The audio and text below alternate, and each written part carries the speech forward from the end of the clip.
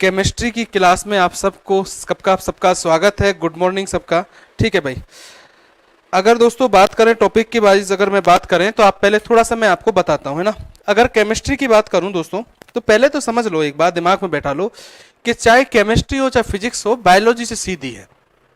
ठीक है, आप उल्टा बोलते हो, आप तो उल्टा ये बोलते हो कि फिजिक्स और केमिस्ट्री बायोलॉजी से टफ है। मैं कहूंगा कि बायोलॉजी से सीधा है क्या, केमिस्ट्री और फिजिक्स। इसका एक रीजन भी है दोस्तों, बायोलॉजी में आपको याद बहुत करना होता है। अगर मुझसे पूछा जाए कि एक टॉपिक कोशिका के अंदर ही इतने क्वेश्चंस बन गए, या आपने जितने टॉपिक पढ़े उनमें इतने क्वेश्चंस बन गए, लेकिन केमिस्ट्री में याद कम करना होगा। मुझसे ज्यादा पूछा जाए उससे ज्यादा समझना होगा आपको। ठीक है, फिजिक्स में तो पूरा ही समझना है, केमिस्ट्री में आपको समझना और याद करना थोड़ा मिक्स करके चलना पड़ेगा, कि कुछ चीजें ऐसी भी होती है केमिस्ट्री में जो रटनी भी पड़ जाती है कुछ लोगों को। ठीक है, रटने का एक कारण ये भी होता है कि तुमको किसी भी चीज की कोई नॉलेज नहीं होती केमिस्ट्री में, और आप क्या करते हो, आप रटा हुआ पढ़ते भी हो, और रटा हुआ पढ़ते उसमें दिक्कत आ जाती है। जैसे आपने तो ये पढ़ लिया कि NaCl नमक का सूत्र होता है, आपने ये नहीं देखा कि NaCl बना कैसे। और आजकल के एग्जामों में ऐसे क्वेश्चन पूछ लिए जाते हैं कि आपको ये बनाना भी आना चाहिए। क्योंकि देखो, सुन लो मेरी बात, मैं बार बार कह रहा हूं कि आपका सिलेबस क्या है। मैंने बार बार कहा है कि आपका जो सिलेबस है वो NCERT की बुक है ना। इस NCERT का मतलब एक समझा करो, इसका मतलब ये भी नहीं है कि, इसका ये भी मतलब होता है कि अपने अपने स्टेट में जो भी बुक चल रही है, जो बिहार से लड़के हैं, चाहे वो यूपी से है चाहे राजस्थान से है, तो ये भी दिमाग में बैठा के चल रहा हो, आपके स्टेट में जो भी बुक चल रही है उनके अंदर भी वही सिलेबस है, सेम टू सेम। बस NCERT में मैं बता दूं क्या अंतर है। NCERT में अंतर है ये है कि जब NCERT की बुक पढ़ोगे तो कुछ ब्लॉक से लिखे होते हैं बीच में, ठीक है ना। उन ब्लॉकों के अंदर बहुत अच्छी बातें लिखी होती है जो हाल ही के एग्जामों में बहुत पूछी जाती हैं। समझ में आ रहा है क्या? मैं आपको बताते चलूंगा जैसे जैसे क्वेश्चंस बनते जाएंगे। बात सुनो, अब मुझे बताओ तो टॉपिक के अंदर अगर मुझसे पूछा जाए तो देखो, मैं आपको कुछ टॉपिक बताता हूं केमिस्ट्री के जो आपको पढ़ने होते हैं ना। और NCERT के हिसाब से देखो, एक टॉपिक तो आपका जो NCERT के हिसाब से चलता है, और वो टॉपिक भी चलता है, वो चलता है परमाणु संरचना। ये परमाणु संरचना टॉपिक आता है, एटॉमिक स्ट्रक्चर। ये NCERT के हिसाब से बात करूं तो 9th क्लास का चैप्टर है ना, परमाणु संरचना। अच्छी तरीके से इसके बारे में पता होना चाहिए, एग्जाम में बहुत डिटेल से पूछ लेता है आपको, और हर बार एग्जाम में इसमें से एक क्वेश्चन आता है। अब इसी के अंदर बहुत से टॉपिक आ जाएंगे, मैं एक टॉपिक लिख रहा हूं, इसमें कई टॉपिक। इसी के अंदर आप पहला टॉपिक यही पढ़ाऊंगा मैं आपको, इलेक्ट्रॉन प्रोटॉन न्यूट्रॉन आ जाएंगे। इसी के अंदर आपको रासायनिक सूत्र बनाना सिखाऊंगा। इसी के अंदर मैं आपको समझाऊंगा किसी भी परमाणु का परमाणु भार, एटॉमिक मास कैसे निकालते हैं, आपको पता होना चाहिए। ठीक है, इसी के अंदर आपको मोल कॉन्सेप्ट समझाऊंगा दोस्तों, मोल कॉन्सेप्ट जो हाल ही में एग्जामों में बहुत सवाल आते हैं उसमें से। समझ में आ रही है बात आपको? मैं बताऊंगा केमिस्ट्री में 2-4 जगह हैं जिनमें से आपको सवाल पूछे जाते हैं, मगर आप समझने की और समझोगे कैसे दोस्तों? आप तो रटते हो, और रटने से आप बिल्कुल नहीं कर सकते। आजकल एग्जाम में ऐसी चीजें पूछ रहा है, ये मत सोचना कि NTPC CBT 1 में तो एक चलता फिरता पेपर आया था, ये समझ लो आप। अब जो पेपर आएगा ग्रुप डी का और NTPC सेकंड का, वो इसमें समझ लेना, उसमें टॉपिक 22 क्वेश्चंस आएंगे, अच्छे क्वेश्चंस पूछे जाएंगे लेवल। ठीक है, तो इसमें बहुत सी समस्थानिक, संभारिक वगैरह सब इसी में पढ़ लोगे आप। ठीक है, देखना आप। उसके बाद अगर मुझसे पूछा जाए, मैं टॉपिक लिख रहा हूं NCERT के जो आपको पढ़ने होते हैं, उसके बाद परमाणु संरचना के बाद अगर मुझसे पूछा जाए, एक टॉपिक पढ़ाऊंगा मैं इसके बाद आपको, एक टॉपिक पढ़ाऊंगा मैं आपको जिसका नाम रहेगा आवर्त सारणी, पीरियोडिक टेबल। आपको पता है पिछली बार की ग्रुप डी के अंदर या हाल ही में जितनी भी एग्जाम लग रहा है, पीरियोडिक टेबल से बहुत अच्छे क्वेश्चंस बनते हैं। ठीक है, तो पीरियोडिक टेबल के बारे में भी आपको डिटेल से पता होना चाहिए। सब कुछ बातें मैं डिटेल से समझाऊंगा, किसने हुआ क्या था। हम पीरियोडिक टेबल को रटते थे, लेकिन इस बार ऐसे क्वेश्चंस आए कि जिनको तुमने सोचा ही नहीं, और वो चीजें NCERT की बुक में स्पष्ट रूप से दी गई थी, उन्हीं को एग्जाम में पूछा। मैं उनके बारे में आपको वहीं पर पढ़ाऊंगा जब आपको बात करूंगा। तीसरी अगर मैं बात करूं तो एक अगर मुझसे पूछा जाए तो एक टॉपिक आता है धातु अधातु। धातु अधातु का मतलब होता है मेटल नॉन मेटल। अगर मुझसे पूछा जाए, ये भी एक अच्छा टॉपिक है। इसी के अंदर आपने मिश्र धातुएं पढ़ी होंगी, इसी के अंदर अयस्क आते हैं, कौन सी धातु का कौन सा अयस्क है। इसी के अंदर धातुओं और अधातुओं से संबंध गुण आते हैं कि सर्वाधिक चमकीली कौन सी होती है, विद्युत की सुचालक धातु कौन सी है, ऐसी अधातु जो विद्युत की कुचालक होती है, प्रकृति का सबसे कठोरतम। ऐसे बहुत से क्वेश्चन होंगे जो एग्जामों में बहुत पूछे हैं। उन सबको मैं, देखो आप क्या डायरेक्ट पढ़ते हो दोस्तों, ठीक है, और मैं आपको हर चीज के बारे में टॉपिक लिखवा रहा हूं, उनके अंदर बहुत से क्वेश्चंस बता दूंगा साथ में, सब अपने अपने आप में बड़े टॉपिक चलेंगे। चौथा अगर चैप्टर अगर मुझसे पूछा जाए, एक परमाणु संरचना हो गया, एक आवर्त सारणी हो गई, एक धातु अधातु हो गया, एक होगा रासायनिक अभिक्रिया। बहुत पूछा जाता है एग्जाम के अंदर हाल ही में। अंतर यह है आजकल ऐसे क्वेश्चंस आने लग गए हैं दोस्तों कि जिनको करने के लिए केमिकल रिएक्शन, अगर तुमने ढंग से परमाणु संरचना वाला टॉपिक नहीं पढ़ा, आप रासायनिक सूत्र बनाना नहीं सीखे, या आपको कुछ नॉलेज, बहुत सीधा टॉपिक है अगर मुझसे पूछा जाए रासायनिक अभिक्रिया, मगर तुम कुछ जानते नहीं हो ना या समझने की कोशिश नहीं करते हो, तो ये टॉपिक ही आपके टफ हो जाते हैं। यहीं पर हम संयोजन, वियोजन, विस्थापन, द्विविस्थापन अभिक्रियाएं, ऑक्सीकरण अभिक्रिया, अपचयन अभिक्रिया, रेडॉक्स अभिक्रिया, सबके बारे में बात करेंगे और चुटकियों में समझेंगे। अगर आप मैं बता दूंगा कैसे क्वेश्चन पूछेगा, क्या याद रखना है। अगली अगर मैं बात करूं तो इसी के साथ आपको एक टॉपिक आता है और उसका नाम आता है पदार्थ, ठीक है, या मैं ये भी कह सकता हूं इसी के साथ आता है एक टॉपिक पदार्थ की अवस्था। पदार्थ की क्या अवस्था, ठीक है, ये भी अपने आप में एक बहुत अच्छा टॉपिक है। इसके बारे में, पदार्थ की अवस्थाओं के बारे में डिटेल से, ठोस, द्रव, गैस अवस्था, छोटा सा सीधा टॉपिक है, मुझसे पूछा जाए मैं आपको बता दूंगा यहां कहां से क्वेश्चन आने की संभावना रहती है और इन्हीं के बारे में बता दूंगा, ठीक है। ठोस, द्रव, गैस अवस्था, तत्व, यौगिक, मिश्रण क्या होते हैं। वैसे इसी के साथ एक टॉपिक और आ जाएगा मिश्रण वगैरह के बारे में, समांगी मिश्रण कौन सा होता है, विषमांगी कौन सा होता है, मिश्रण से घटकों को पृथक करने की विधियां कौन सी होती हैं, उनके वैसे मैं अलग से भी लिख दूं आपको, छठा टॉपिक इसी के साथ जोड़ दूं। इसी में अलग से दे रखा है 9th क्लास की बुक के अंदर ये चैप्टर, तत्व, यौगिक और मिश्रण, ये भी एक चैप्टर है।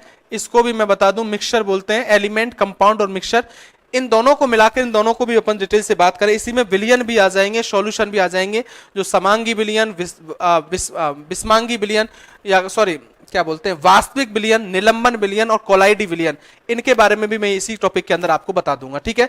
7वां टॉपिक अगर मुझसे पूछा जाए इसी चैप्टर के अंदर अगर आते हैं तो एक आते हैं कार्बनिक यौगिक। अरे कौन से यौगिक? कार्बनिक यौगिक। अब एक्चुअल में क्या होता है दोस्तों, चैप्टर तो यही है कार्बनिक यौगिक, ठीक है, या कार्बनिक यौगिक की बात करूं तो इस चैप्टर के अंदर कई चैप्टर शामिल होते हैं, ठीक है। कार्बनिक यौगिक के अंदर आप बहुत से, एक कार्बनिक यौगिक के अंदर मैं बात करूं तो मेनली इस चैप्टर के अंदर पहले अपन बात करेंगे, वो बात करेंगे हाइड्रोकार्बन के बारे में।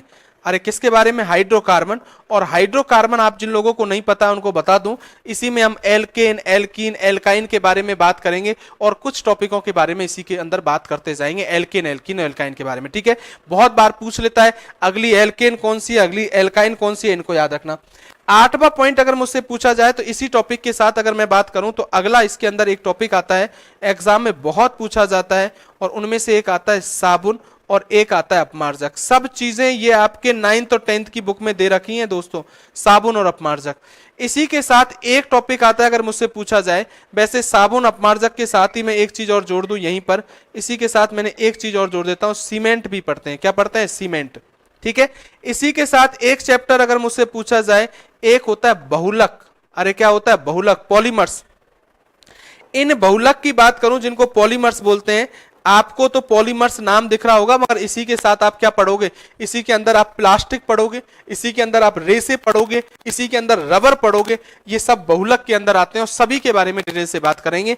ये आपके कुछ केमिस्ट्री के चैप्टर हैं, ये तो मेन चैप्टर लिखे मैंने, इनके अंदर कई चीजें आएंगी दोस्तों जो आपको इन चैप्टरों के अंदर मिलेगी। यहीं जब कार्बनिक यौगिक पढ़ोगे तो यहीं पर अपर रूप भी आएंगे, हीरा, ग्रेफाइट, फुलरीन, इस कार्बनिक यौगिक के अंदर। तो ये मेन चैप्टर लिखे हैं, इनके अंदर और चैप्टर आएंगे तो घबराना मत। ये आपका मैंने टॉपिक लिखे हैं जो आपके 9th और 10th की बुक एनसीईआरटी के अंदर दे रखे हैं, या 6 से लेकर 10 तक की एनसीईआरटी के अंदर। मैं बार बार कह रहा हूं इन्हीं में से क्वेश्चन पूछे जाते हैं। ये मत सोचना सर एक रासायनिक सूत्र आते हैं वो, अरे हाँ सॉरी, एक टॉपिक और ध्यान रखना, 10वां टॉपिक में इधर लिख देता हूं, ये बहुत इंपॉर्टेंट है जिसमें रासायनिक सूत्र आते हैं।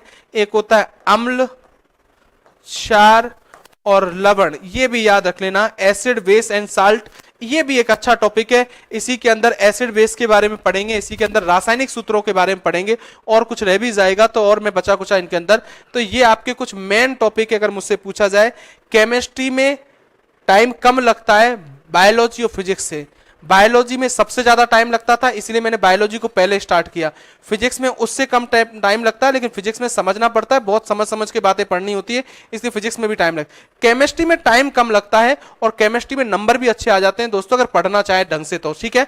तो आज मैं आपका सबसे पहले मैं एक चैप्टर के बारे में बात कर रहा हूं और उसका नाम क्या है दोस्तों, तो उसका नाम है परमाणु संरचना।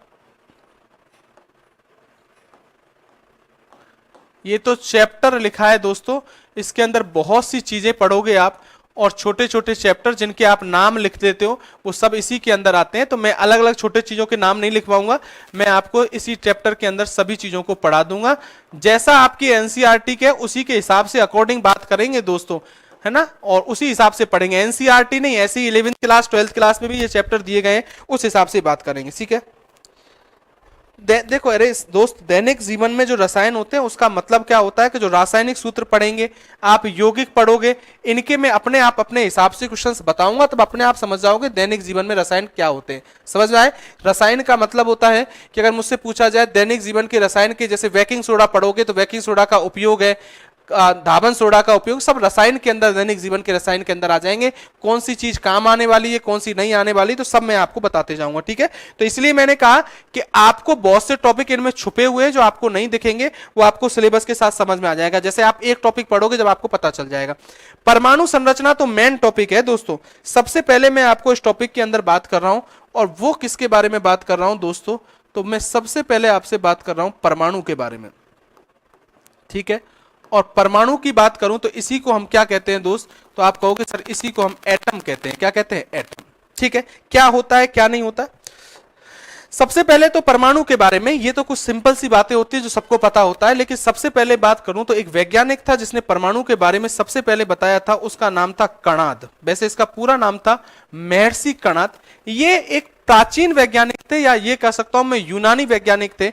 और इसने कहा था, कणाद ने एक बात कही थी कि पदार्थ कई कणों से मिलकर बना होता है, सूक्ष्म कणों से मिलकर बना होता है। उन सूक्ष्म कणों को हम क्या कहते हैं? परमाणु कहते हैं। क्या कहते हैं? परमाणु। मैंने कहा था पदार्थ के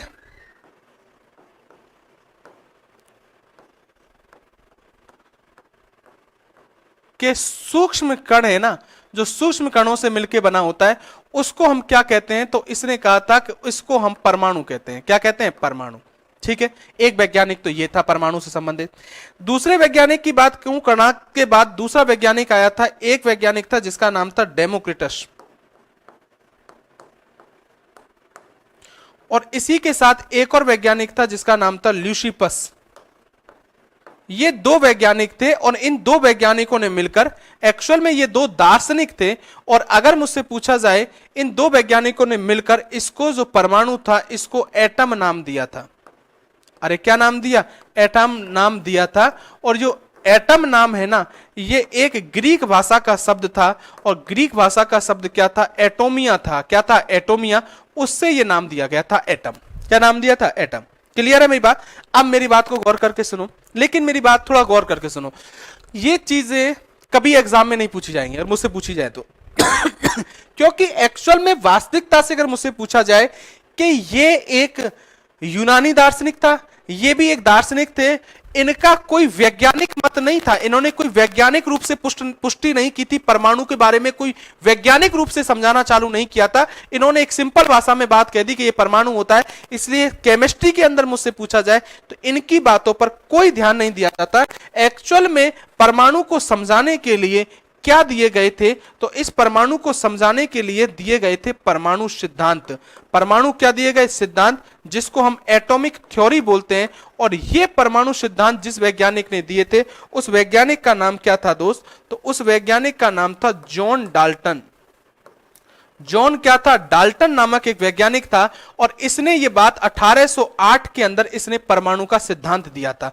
तो एक्चुअल में जो परमाणु को समझाने का वैज्ञानिक मत, या परमाणु के बारे में स्पष्ट रूप से किसी की बात को मान्यता दी गई केमिस्ट्री के अंदर, वो किसकी बात को दी गई? तो आप कहोगे सर जॉन डाल्टन की बात कही थी। इससे ऊपर के तो दार्शनिक थे, इनकी बातों को महत्व नहीं दिया जाता है। वो तो अलग बात है कि जब बुक लिखी जाती है, चालू की जाती है, तो बुक के बारे में इसमें थोड़ा सा कणाद और इसके बारे में बता दिया जाता है, जो आपने एक एक लाइन वाइज लिखा हो। सर एक एक लाइन नहीं दोस्तों, आपको जरूरत नहीं, आप चिंता मत कीजिए, जब जरूरत पड़ेगी मैं अपने आप लिखा दूंगा, लेकिन वो लाइन तो आए जो तुम्हारे काम की हो।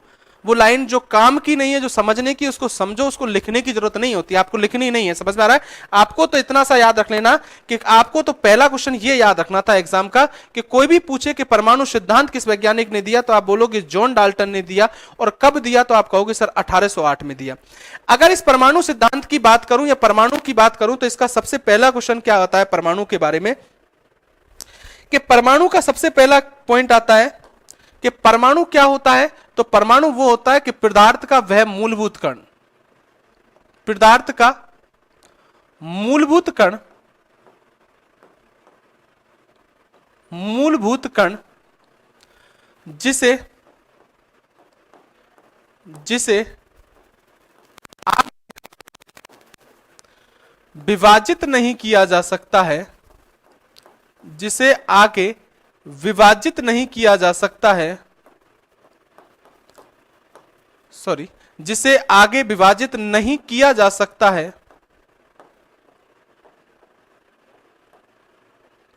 नहीं किया जा सकता है, उसे उसे परमाणु कहते हैं।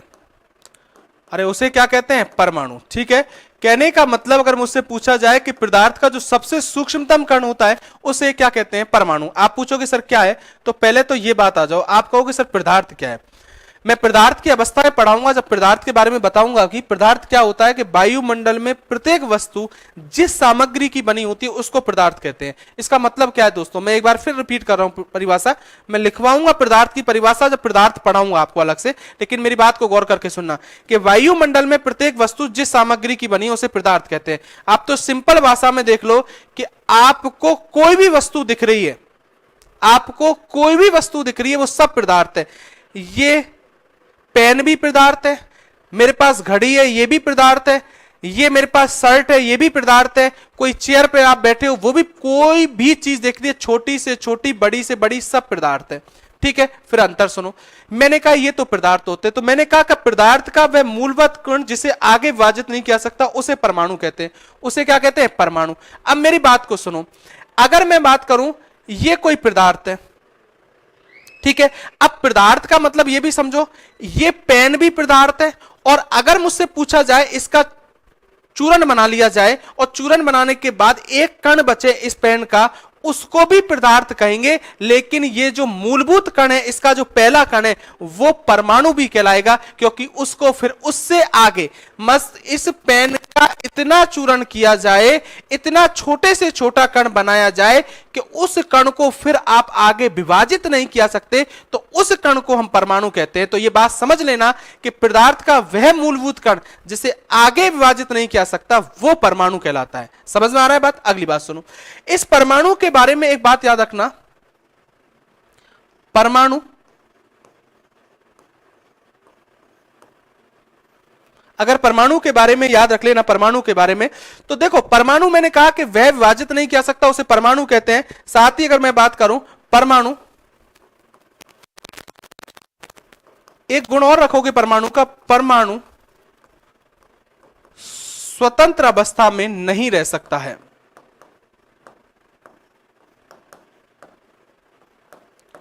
अरे कैसी अवस्था में नहीं रह सकता है? स्वतंत्र। आप पूछोगे सर इसका मतलब, एग्जाम में पूछेगा इनमें से कौन सा परमाणु का गुण है या नहीं, उसमें एक बात याद रखना, कोई भी परमाणु स्वतंत्र अवस्था में नहीं रह सकता। आप पूछोगे सर इसका मतलब क्या है? देखो इसका मतलब, ये हाइड्रोजन आपने सबसे सुना होगा, मैं आपको पहले 30 तक तत्व लिखवाऊंगा, आप समझना कोशिश करना, लेकिन अभी मैं परमाणु संरचना टॉपिक जहां से चालू हुआ है वहां से बात करूंगा, फिर मैं आपको बीच में इसी टॉपिक के साथ मैं तत्व लिखवाऊंगा, साथ में उनके परमाणु बार बहुत कुछ बात चीजों के बारे में बात करेंगे, लेकिन आप चैप्टर बाय चैप्टर इसी टॉपिक के अंदर आगे बढ़ते जाएंगे तब आप बात करेंगे। ठीक है, अब अगर मैं बात करूं सर एक एक लाइन वाइज, देखो आप घबराने की बात मत करो रितेश कुमार, लाइन वाइज लिखाओ, बिल्कुल एक एक लाइन चलेगी, लेकिन थोड़ा समझने की कोशिश करो। जिस लाइन की तुम्हारी कॉपी के अंदर जरूरत है वही लाइन जो एग्जाम में आएगी वही लिखनी है अपन को। ठीक है, कुछ चीजें समझनी होंगी आपको, ये केमिस्ट्री और फिजिक्स है, आप समझो थोड़ी बात, है ना। इसका मतलब क्या है, आपको तो लाइन इतना सा याद रखना कि परमाणु स्वतंत्र अवस्था में नहीं रह सकता है। ठीक है, इसका मतलब क्या है, ये देखो हाइड्रोजन है, सबको पता है। अब आपने हाइड्रोजन दो स्थिति में देखा होगा, एक बार तो हाइड्रोजन ऐसे लिखा मिल रहा है और एक बार इस तरीके से मिलकर होता है। इसका मतलब क्या है, इसमें हाइड्रोजन के दो परमाणु हैं, और दो परमाणु का मतलब ये कैसे बना, ये हाइड्रोजन का एक परमाणु दूसरे परमाणु से मिला, तो इन दो परमाणुओं ने मिलकर ये H2 का एक कण क्या बना लिया, अणु बना दिया, मॉलिक्यूल बना लिया। क्योंकि आप सबको पता होगा कि परमाणु आपस में मिलकर क्या बनाते हैं, अणु बनाते हैं। मैंने आपसे ये कहा कि परमाणु कभी भी स्वतंत्र अवस्था में नहीं रह सकता, इसका मतलब है कि आपको कभी भी हाइड्रोजन लिखा मिलेगा ना, तो कभी भी हाइड्रोजन आपको इस रूप में नहीं मिलेगा। आपको कभी भी हाइड्रोजन मिलेगा वो हमेशा H2 के रूप में मिलेगा, क्योंकि परमाणु कभी भी स्वतंत्र अवस्था में नहीं रह सकता, कभी भी हाइड्रोजन H के रूप में नहीं मिलेगा। समझ लो आप इसका मतलब क्या है। इसका मतलब एक और समझ लो, जैसे कोई तुमसे कहे कि वायुमंडल में ऑक्सीजन पाई जाती है, आप कहोगे सर पाई जाती है, तो बताओ वो ऑक्सीजन किस रूप में पाई जाती है। क्या वे ऑक्सीजन इस सिंगल परमाणु के रूप में पाई जाती है? आप कहोगे नहीं, क्योंकि ऑक्सीजन कभी भी कोई परमाणु हो वो स्वतंत्र अवस्था में नहीं रह सकता। वो ऑक्सीजन पाई जाएगी तो वो हमेशा O2 के रूप में पाई जाएगी। किसके रूप में? O2 की।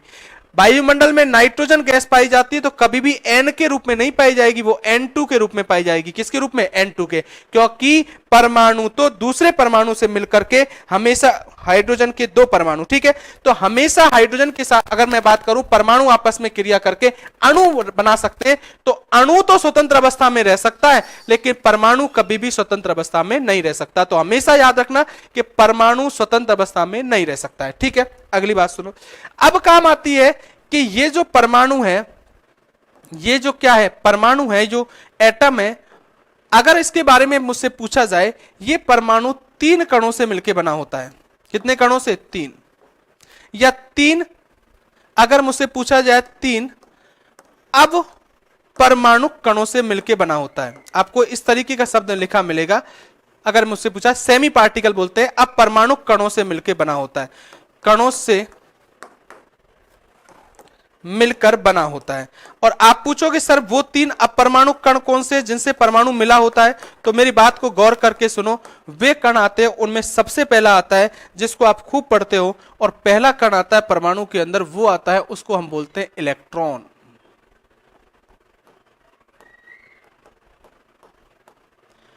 इलेक्ट्रॉन, और इसी को लिखते हैं E-। क्लियर? दूसरे कण की बात करूं तो पहले आप इलेक्ट्रॉन की बात कर लें, और दूसरे कण की बात करूं, इसी के साथ दूसरा कण भी लिख देता हूं। दूसरा कण पाया जाता है, उसको बोलते हैं प्रोटॉन। क्या बोलते हैं? प्रोटॉन। और इसी को क्या लिखते हैं? तो इसी को लिखते हैं P+। और तीसरा कण एक परमाणु के अंदर कौन सा पाया जाता है? तो तीसरा कण जो परमाणु के अंदर पाया जाता है, उस कण को क्या कहते हैं? तो आप कहोगे सर उस कण को कहते हैं न्यूट्रॉन। क्या कहते हैं? न्यूट्रॉन, ठीक है। और इसी को लिखते हैं N, ठीक है। अब मेरी बात को गौर करके सुनना। देखो एक बात समझ लो दोस्तों, बिल्कुल घबराने की जरूरत नहीं है। केमिस्ट्री पढ़ने से पहले ही आपको बता दूं, आराम से समझ में आएगी। कभी कुछ चीजें आपको ऐसा लगता है कोई टॉपिक चालू होता है तो आपने कम सुनी होती है, जैसे जैसे चीजें आगे बढ़ेंगी, जिस दिन ये परमाणु संरचना टॉपिक पढ़ेंगे ना आप, कंप्लीट हो जाएगा। तो मैं आपको एग्जाम की दृष्टि से बता दूं, किसी भी पेपर के क्वेश्चन को उठा के देख लेना, आप हर तरह के क्वेश्चन के आंसर दे पाओगे, चाहे सीधे से सीधा हो, बड़े से बड़ा हो। ये तो सिंपल चीजें समझ रहे हो आप, समझ लो आप, लेकिन यहां से चालू करनी होती है। घबराना मत। कुछ लोग सोचोगे सर ये H क्या होता है, सब कुछ बता दूंगा मैं आपको 30 तक तत्व, लेकिन मैं जहां जिस चीज की जरूरत होगी मैं अपने आप बताऊंगा। थोड़ा सा मैं इसकी कुछ जानकारी बता रहा हूं, वो याद रखना। अभी तक मैंने कुछ आपसे नहीं कहा है, अभी तक तो मैंने आपको सिंपल भाषा में ये कहा है कि आप तो ये बात याद रखोगे। ये मैंने 2 बातें समझाने के लिए कही थी, लेकिन अगर मुझसे पूछा जाए तो आप तो इतना सा याद रखोगे कि परमाणु सिद्धांत किस वैज्ञानिक ने दिया गया, तो आप बोलोगे जॉन डाल्टन ने। कब दिया? तो आप बोलोगे 1808 में। पहला क्वेश्चन। एग्जाम की दृष्टि से रटो मत, जबरदस्ती की फालतू चीजों से कोई लेना देना नहीं। एग्जाम की बात करूंगा जो एग्जाम में क्वेश्चन आएगा। दूसरी बात, अगर मुझसे पूछा जाए परमाणु क्या है, तो मैंने कहा पदार्थ का वह मूलभूत कण जिसे आगे विभाजित नहीं किया सकता, उसे परमाणु कहते हैं। नेक्स्ट मैंने कहा परमाणु कभी स्वतंत्र अवस्था में नहीं रख सकता, आपको याद रखना है। और नेक्स्ट क्वेश्चन था कि परमाणु 3 कणों से मिलकर बना होता है। अब परमाणु कणों से, जिनमें इलेक्ट्रॉन, प्रोटॉन और न्यूट्रॉन आते हैं। ऐसे क्वेश्चंस यहां से पूछे जाते हैं, कुछ क्वेश्चंस वो सुन लो। ये भी बहुत आ चुके हैं। अगर मुझसे पूछा जाए, पहले की रेलवे की एग्जामों में ज्यादातर ये क्वेश्चन आते थे, लेकिन आज भी आप याद करके चलोगे। पहला क्वेश्चन, सबसे पहले अगर पॉइंट की बात करूं तो एग्जाम में आपसे पूछा जाए कि जो इलेक्ट्रॉन है इसके खोजकर्ता कौन है। खोजकर्ता कौन है, तो मैं आपको बताऊं, इलेक्ट्रॉन की खोज जिस वैज्ञानिक ने की, उस वैज्ञानिक का नाम क्या था, तो मैं ये कहूंगा उस वैज्ञानिक का नाम था जे थॉमसन। जे क्या था? थॉमसन। इस वैज्ञानिक ने इलेक्ट्रॉन की खोज की। सेकंड पॉइंट, अगर कभी भी आपसे पूछा जाए कि जो इलेक्ट्रॉन है, इस इलेक्ट्रॉन की खोज किससे की गई, तो आप याद रखोगे इस इलेक्ट्रॉन की जो खोज की गई थी वो कैथोड किरणों से की। अरे कौन सी किरणों से की? कैथोड। और कैथोड किरणों से की, इसका मतलब क्या था, तो मैं बता दूं, ये कैथोड किरणें ऋणावेशित किरणें थी। कैसी किरणें थी? ऋणावेश। और इन्हीं से पता चला कि इलेक्ट्रॉन पर आवेश क्या होता है? माइनस होता है, ई माइनस होता है। तो दूसरा क्वेश्चन है कि इलेक्ट्रॉन की खोज किससे की गई? कैथोड किरणों से। एक मैं आपको सन भी बता देता हूं कि खोज कब की गई, तो आप इस सन को लगभग मान के चलोगे 1897 98। ये देखो थोड़ा सा बहुत बार ये कंफ्यूज सा चल जाता है, ये बातें मैं थोड़ा सा और क्लियर करके बता दूं। या तो ऑप्शन में 1897 मिलेगा या 1898 मिलेगा। वैसे 90% 98 ही मिलेगा एग्जाम के अंदर, लेकिन तो भी मैं आपसे कह रहा हूं थोड़ा बहुत इधर उधर हो जाए, या तो 98 मिलेगा, कभी नहीं मिले तो आप 97 मान के चल लेना। क्योंकि थोड़ी सी क्या होता है, केमिस्ट्री के अंदर एक बात होती है, किसी ने खोज कर रही है, फिर उसकी विशेषता बता रहे हैं, तो उस समय को काउंट कर लिया जाता है, तो लगभग 97 98 बोल दिया जाता है, इसलिए ध्यान रख लेना। अगली बात किससे की गई, तो आप कहोगे कैथोड किरणों से की गई। अगली बात, तीसरा क्वेश्चन पूछता है आपसे कि जो इलेक्ट्रॉन है, इस इलेक्ट्रॉन पर आवेश क्या होता है?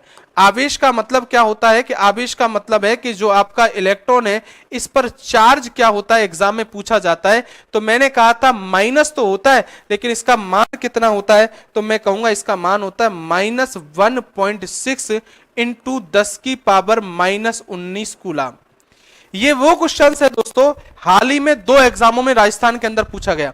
एक विद्युत विभाग की एग्जाम थी जो विद्युत ने ली, और एक एग्जाम एलडीसी थी जो इस बार लगी थी राजस्थान के अंदर। उस दोनों के अंदर ये बात पूछी गई कि याद रखना कि इलेक्ट्रॉन पर आवेश क्या होता है, लेकिन अंतर ये था कि यह आवेश माइनस में भी था और प्लस में भी था।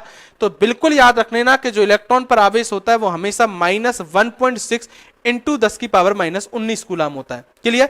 अगली बात सुनो, अगर कभी भी आपसे पूछा जाए कि ये जो इलेक्ट्रॉन है, इस इलेक्ट्रॉन का द्रव्यमान क्या होता है? द्रव्यमान का मतलब होता है कि आपसे इलेक्ट्रॉन का मास पूछा जाएगा। मास क्या होता है? तो हमेशा याद रखना इसका मान क्या होता है। तो द्रव्यमान का मान 9.1 इंटू 10⁻31 किलोग्राम होता है। देखो ये रटने वाली चीजें, मान फिक्स होते हैं, आजकल की एग्जामों में आपसे पूछे जा सकते हैं, इसलिए आप इसको भी बिल्कुल दिमाग में रखोगे। पहला क्वेश्चन, खोजकर्ता जे थॉमसन। दूसरा क्वेश्चन, इलेक्ट्रॉन की खोज किससे की गई? आप कहोगे सर इलेक्ट्रॉन की जो खोज की गई वो कैथोड किरणों से। तीसरा क्वेश्चन, चार्ज बताओ सर, -1.6 इंटू 10⁻⁻19 कूलाम। और द्रव्यमान क्या है? तो आप बोलोगे 9.1 इंटू 10⁻31 किलोग्राम होता है। क्लियर है? बिल्कुल ठीक है ना। तो ये बात दिमाग में रख लेना, आपको इतना इलेक्ट्रॉन के बारे में कम से कम जानकारी होनी चाहिए। ठीक है, अगली बात सुनो। अगले दूसरे कण की बात करूं तो दूसरा कण क्या आता है? तो दूसरा कण अगर मुझसे पूछा जाए तो दूसरा कण आता है जो आता है प्रोटॉन। क्या आता है? प्रोटॉन। प्रोटॉन के बारे में आपसे कोई पूछे कि सर बताओ कि इसके खोजकर्ता कौन है, तो अगर मुझसे पूछा जाए तो इसके खोजकर्ता, अब मैं आपको थोड़ा सा इसका कंफ्यूज है उसको भी दूर करता हूं आज। इसके खोजकर्ता के बारे में बात करूं तो आपने 2 नाम बहुत सुने होंगे। एक नाम सुना होगा, वो कौन सा है तो मैं बता दूं, एक नाम होता है जिसका नाम होता है गोल्डस्टीन। ठीक है, और एक नाम सुना होगा तो आप कहोगे सर एक नाम और सुना है जिसका नाम है रदरफोर्ड। आप कहोगे सर कौन सा खोज करता है, क्या है क्या नहीं है, आज मैं क्लियर करके आपको बता देता हूं। ठीक है, एक बात सुनो, एक्चुअल में हुआ क्या था दोस्तों, इस जो प्रोटॉन है ना, इस प्रोटॉन के बारे में सब तरह की जो जानकारी दी गई थी कि प्रोटॉन पर प्लस आवेश होता है, इस प्रोटॉन का नाम दिया गया कि इस कण को प्रोटॉन बोलेंगे, इन सब के बारे में जिस वैज्ञानिक ने समझाया था वो नाम था रदरफोर्ड। ठीक है, लेकिन खोजकर्ता में हम पहला नाम ई गोल्डस्टीन का इसलिए देते हैं, क्यों देते हैं को मेरी बात को गौर करके सुनना, मैं यही बताता हूं कि इस प्रोटॉन की खोज की गई थी, वो जिन किरणों से की गई थी उनका नाम था कैनाल किरणें। कौन सी किरणें? कैनाल। वैसे इनका दूसरा नाम बता दूं तो इन्हीं किरणों को हम, कैनाल किरणों को एनोड किरणें भी बोलते हैं। कौन सी किरणें? एनोड। तो मेरी बात को दिमाग में याद रखने ना, दूसरा क्वेश्चन कि आपसे कभी भी पूछा जाए कि प्रोटॉन की खोज किससे की गई, कैनाल किरणों या एनोड किरणों से की गई, और ये जो किरणें थी, दोनों किरणें, ये कैसी किरणें थी, तो क्लियर याद रखना, ये एक धनावेशित किरणें थी। अरे कौन सी किरणें थी? धनावेशित। और ये धनावेशित किरणें थी, इसलिए पता चला कि प्रोटॉन पर जो आवेश होता है वो पॉजिटिव होता है। अरे क्या होता है? पॉजिटिव। अब ई गोल्डस्टीन ने क्या किया था दोस्तों, एक्चुअल में बात ये हुई थी कि ये जो कैनाल किरणें हैं ना, इनकी खोज की थी, वो किसने की थी? तो ई गोल्डस्टीन के साथ मैं ये भी लिख सकता हूं कि ई गोल्डस्टीन ने ही केनाल किरणों की खोज भी की। ये याद रखने वाले टॉपिक है, इनमें अगर मुझसे पूछा जाए डायरेक्ट याद ही रखने पड़ेंगे आपको। तो कोई पूछे कि केनाल किरणों की खोज भी, अब देखो यही एग्जाम होती है दोस्तों, कभी कभी क्या करेगा, ये बातें आपकी बहुत स्पष्ट रूप से बता चुका है अगर मुझसे पूछा जाए, अगर जो लोग बुक पढ़ते हैं उनको पता।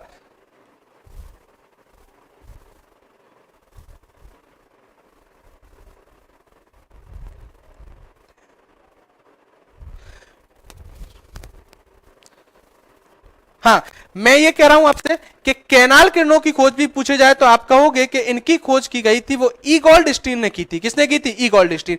इसलिए एक्चुअल में क्या किया कि इन केनाल किरणों से ही प्रोटॉन के बारे में इनकी खोज की गई थी। इसलिए कभी पूछे कि प्रोटॉन की खोज की गई थी वो ई गोल्डस्टीन ने की थी। लेकिन सुन लो, इसने खोज तो कर दी थी एक्चुअल में ई गोल्डस्टीन ने, लेकिन प्रोटॉन के कैरेक्टर के बारे में, प्रोटॉन कैसा होता है, प्रोटॉन कहां पाया जाता है, और इसका नाम इसने ये तो बता दिया था कि एक कण होता है, लेकिन इसने प्रोटॉन नाम नहीं दिया था। तो एक्चुअल में रदरफोर्ड के बारे में याद रखो, इसने क्या किया, तो इसने ही इनको प्रोटॉन नाम दिया। इसी ने बताया था कि ये जो प्रोटॉन है ये नाभिक में पाया जाता है। कहां पाया जाता है? नाभिक। नाभिक जिसको न्यूक्लियन कहते हैं, मैं आगे बताऊंगा भी, नाभिक में पाया जाता है। ठीक है, जब मैं इस परमाणु की स्ट्रक्चर बताऊंगा, मैं आपको डिटेल से शुरू से चल रहा हूं जिससे आपको बात समझ में आए कि परमाणु क्या होता है, इलेक्ट्रॉन प्रोटॉन न्यूट्रॉन कैसे पाए जाते हैं। तो बात को समझो इस बात को, इसलिए ये बात बहुत बार आप कंफ्यूज करके चलते हो। हां, अब एग्जाम की बात करूं, अगर कभी तुमसे एग्जाम में पूछे कि प्रोटॉन की खोज किसने की, मेरी बात को गौर करके सुनना, ऑप्शन में ये दोनों वैज्ञानिक हो, आप आंसर ई गोल्डस्टीन दोगे, और अगर ई गोल्डस्टीन नहीं हो तब आप आंसर रदरफोर्ड दोगे। समझ में आ रहा है? एक्चुअल में ऐसा कभी नहीं होता, होता यही है, या तो ई गोल्डस्टीन मिलेगा या रदरफोर्ड मिलेगा। तो इस स्थिति में देख लेना, लेकिन मैंने और भी आपको बातें कर दी कि इन दोनों में अंतर क्या है दोस्तों। तो इनमें अंतर यह है कि केनाल किरणों की जो खोज की थी वो ई गोल्डस्टीन ने की, साथ में प्रोटॉन नाम दिया, या प्रोटॉन नाभिक में पाया जाता है, या प्रोटॉन पर प्लस आवेश होता है, इन चीजों के बारे में रदरफोर्ड ने इसके साथ समझा दिया था। ठीक है, अगली बात सुनो, अगर इस प्रोटॉन की बात करूं और आपसे कोई भी पूछे जाए एग्जाम के अंदर कि ये जो प्रोटॉन है, एक सेकंड रुक जाओ, इसको मैं नीचे लिख दूंगा, ये जो प्रोटॉन है, अगर इसका कोई आपसे आवेश पूछे, अरे क्या पूछे? आवेश। कहने का मतलब आपसे क्या पूछेगा? कोई चार्ज पूछेगा, बताओ क्या होता है। तो क्लियर याद रख लेना, आप कहोगे सर प्रोटॉन का आवेश होता है प्लस 1.6 इंटू 10 की पावर माइनस 19 कूलम। याद रख लेना कितना सा अंतर है कि इलेक्ट्रॉन पर माइनस होता है और प्रोटॉन पर क्या होता है? प्लस चार्ज होता है। क्लियर? अगली बात सुनो, अगर सेम आवेश है तो याद रह जाएगा। अगर कोई आपसे यह भी पूछे कि ये जो प्रोटॉन है, इस प्रोटॉन का द्रव्यमान क्या होता है, या मैं कहूंगा कि इस प्रोटॉन का मास क्या होता है, तो आप बोलोगे सर इसका जो मास या द्रव्यमान होता है वो 1.672 इंटू 10 की पावर माइनस 27 किलोग्राम होता है। चलो मेरी बात को गौर करके सुन लेना दोस्तों, ये बात मैं फिर बोल रहा हूं, अगर बाद में फिर गलती मत करना, ये एग्जाम में बहुत बार पूछे जाते हैं और इनके बारे में आपको इतनी बातों के बारे में पता होना चाहिए। ठीक है ना? अगली बात मुझसे पूछा जाए। हाँ, एक बात और बता दूं इसके साथ ही, यहां पर मैं देखो ये भी बता दूं कि इस ई गोल्डस्टीन के बारे में एक बात यहां लिख देता हूं मैं आपको। इसने एक्चुअल में इसकी खोज की थी वो 1886 में आया था ये ई गोल्डस्टीन, और एक्चुअल में जो रदरफोर्ड है ये जो आया था यही आया था 1919-20 के अंदर, 1919-20 में। तो ई गोल्डस्टीन 1886 के अंदर था और 1920 था, इसलिए मैंने कहा था कि पूरी प्रोटॉन की जानकारी रदरफोर्ड ने ही दी थी, इसलिए आपको बहुत जगह खोज या तो 19 मिलेगी या 20 मिलेगी प्रोटॉन की खोज, ये भी याद रख लेना। अगली बात अगर मुझसे पूछा जाए तो ये भी डेट भी मैंने करवा दी आपको कंफर्म, जिससे आपको कोई दिक्कत नहीं हो। ठीक है ना? अगली बात सुनो, एक बात हमेशा याद रख लेना कि ये जो प्रोटॉन होता है इसके बारे में एक पॉइंट और भी याद रख लेना, मैं नोट डाल के भी लिख दूं इस बात को कि ये प्रोटॉन का जो द्रव्यमान होता है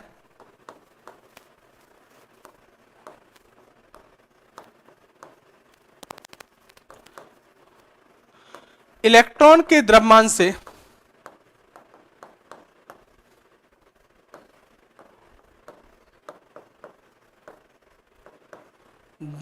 से लगभग 1800 गुना अधिक होता है। लगभग में बोला है, कहीं 1838 भी मिल जाएगा, तो लगभग 1800 गुना क्या होता है, अधिक। ये लाइन इसलिए लिख दी कि इनमें से कौन सा प्रोटॉन से संबंधित बात सही है या गलत है, तब इस बात को भी याद रख लेना कि प्रोटॉन का द्रव्यमान इलेक्ट्रॉन के द्रव्यमान से 1800 गुना होता है। एक्चुअल में हम इलेक्ट्रॉन का द्रव्यमान लिखते तो है 9.1, मगर ये कह सकते हैं सामान्यतः इलेक्ट्रॉन का द्रव्यमान लगभग 0 होता है, लगभग शून्य के बराबर होता है। अगर किसी परमाणु के अंदर जो द्रव्यमान होता है वो एक्चुअल में द्रव्यमान प्रोटॉन और न्यूट्रॉन का ही होता है, क्योंकि इलेक्ट्रॉन का द्रव्यमान तो लगभग शून्य होता है, लगभग शून्य होता है। ध्यान रखना इस बात को, ठीक है। अगली बात सुनो, तो ये तो कुछ बातें मैंने प्रोटॉन की, अब देखो याद रखने वाली बातें, खोजकर्ता याद रखोगे जो बातें मैंने क्लियर की है। किससे खोज की गई, कैनाल किरणों से या एनोड किरणों से। अगर आपसे पूछा जाए इसके बारे में, आवेश कितना होता है, द्रव्यमान कितना होता है, और इन बातों को याद रख लेना। अगली अगर मैं बात करूं तो तीसरा कण कौन सा आता है, तो तीसरा कण आता है, उस बारे में आप सब जानते हो, उसका नाम होता है न्यूट्रॉन। क्या होता है, न्यूट्रॉन। न्यूट्रॉन को हम एन से लिखते हैं, किससे लिखते हैं, एन। पहला क्वेश्चन, यहां भी पहला क्वेश्चन यही बनेगा कि एग्जाम में आपसे पूछा जाएगा, बताओ कि न्यूट्रॉन के खोजकर्ता कौन है। अगर मुझसे पूछा जाए तो आप कहोगे, और आप सबको पता भी है कि जो वैज्ञानिक है उसका नाम है जेम्स चैडविक। जेम्स क्या है, चैडविक नामक एक वैज्ञानिक है जिसने न्यूट्रॉन की खोज की, और इसने न्यूट्रॉन की खोज कब की, तो आप बोलोगे सर 1932 के अंदर की। क्लियर। अगली बात सुनो, अगर इस न्यूट्रॉन के बाद अगर मैं बात करूं तो एक बात ये भी याद रखोगे इलेक्ट्रॉन न्यूट्रॉन के बारे में कि इस पर आवेश क्या होता है, तो आवेश की बात करूं तो इस पर कोई आवेश नहीं होता है। एक्चुअल में न्यूट्रॉन कैसा होता है, तो आप कहोगे उदासीन होता है। उदासीन का मतलब कि इस पर जो चार्ज होता है, अगर मुझसे पूछा जाए वो क्या होता है। अगर देखो एक बात समझो, एक बात तो मुझे ये बताओ कि आपसे पूछे कि उदासीन का मतलब क्या होता है, मुझे एक बता सकता है कि कोई उदासीन का मतलब क्या होता है, कोई बता सकता है कि उदासीन, चलो उदासीन का मतलब बता सकता है क्या। उदासीन का मतलब यह होता है क्या, चार्ज जीरो होता है। ये ऐसा लिख सकता हूं कि उदासीन का मतलब चार्ज जीरो, कोई लिख सकता है, मुझे क्लियर करो, क्या यह बात सही है कि उदासीन का मतलब चार्ज जीरो।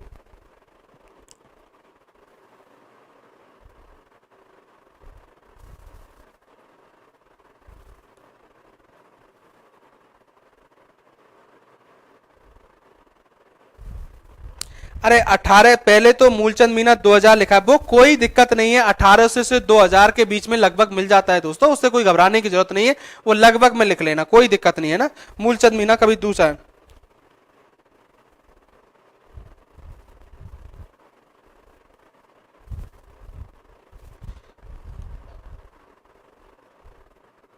जयप्रकाश 2000 दिया है बुक में, कोई दिक्कत नहीं, 2000 इसलिए लिखवा दिया होगा बुक में, लेकिन आप कोई ऑथेंटिक और बुक देखोगे तो कहीं 1800 भी होगा, इसलिए मैंने दोनों लगभग में लिखवा दिए, तो उसमें कोई दिक्कत नहीं। आपकी मेरे हिसाब से 2000 लिखवाया होगा तो आपकी किसी आरबीएससी की बुक में या इनमें होगा, लेकिन आप लगभग 1800 और 2000 के बीच में मान सकते हो, घबराने की जरूरत नहीं है ना जी सर।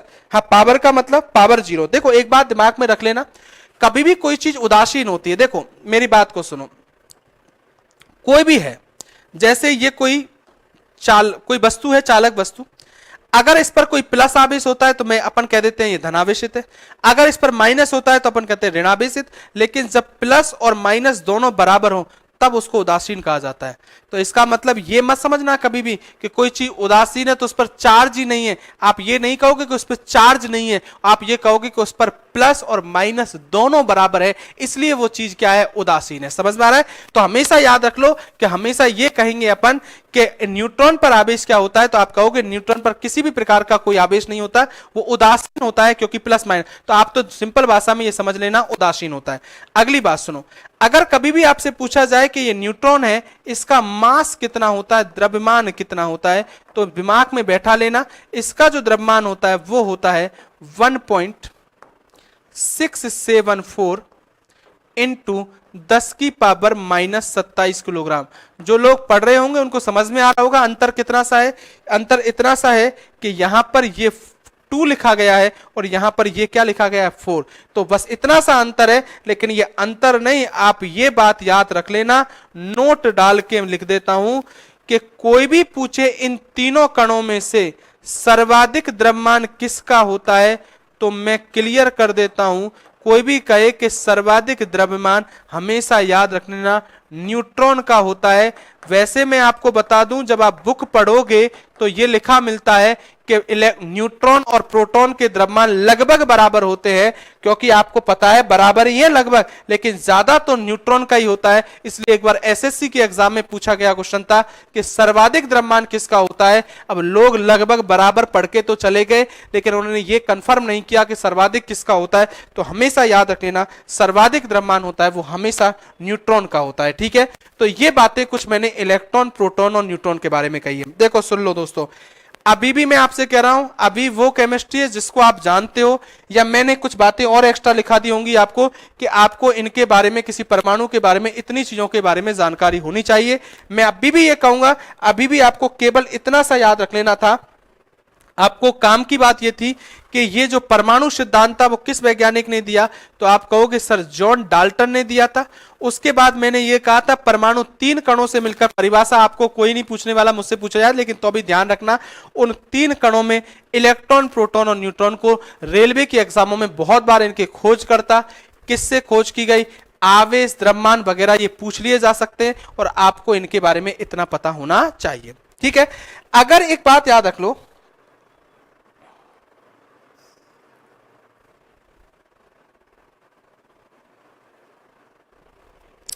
क्या हुआ,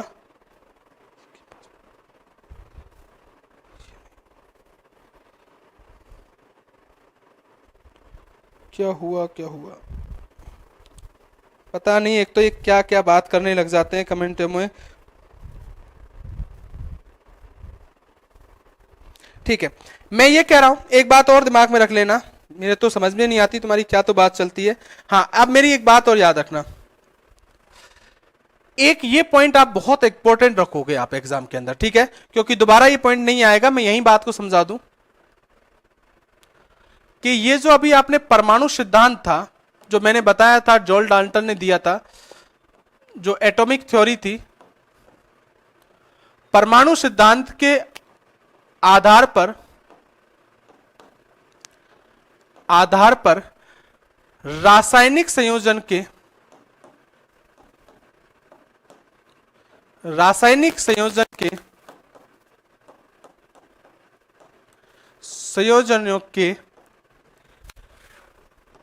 नियमों की व्याख्या हुई। लाइन नहीं रटनी है दोस्तों, मैंने समझने के लिए लिख दिया है। आप पूछोगे सब इसका मतलब क्या है, मैं आपको बता दूं। एक्चुअल में रासायनिक संयोजन के कुछ नियम थे, आपकी 10th क्लास में 2 दे रखे हैं, लेकिन मैं आपको 3 नियम दे रहा हूं कि एग्जाम को याद रख लेना। एक नियम कौन सा था, तो पहला नियम था, उसका नाम था रासायनिक संयोजन के नियम। मैं एक काम करूं, हेडिंग ही डाल देता हूं एक बार दोबारा।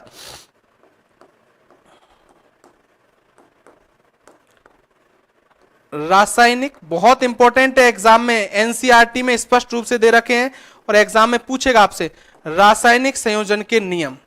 रासायनिक संयोजन के अगर मुझसे पूछा जाए तो 3 नियम दिए गए थे मेरे दोस्त। उनमें सबसे पहला नियम कौन सा था, तो मैं ये कहूंगा कि पहला नियम था, उसका नाम था द्रव्यमान संरक्षण का नियम। किसी ने सुना हो तो,